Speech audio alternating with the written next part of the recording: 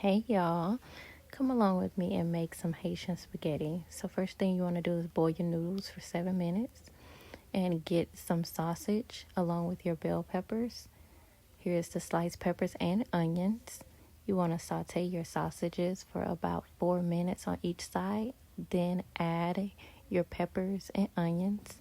And then you want to use some seasonings. I use garlic powder, paprika, salt, and a little bit of Creole because I like a little spice in my spaghetti.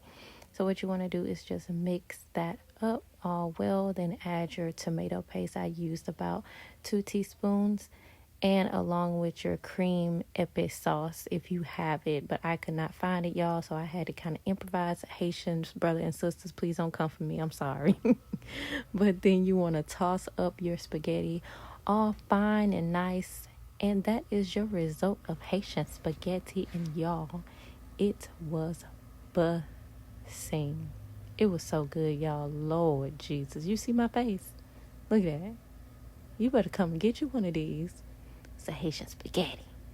Come get you one. It is good. Bye, y'all.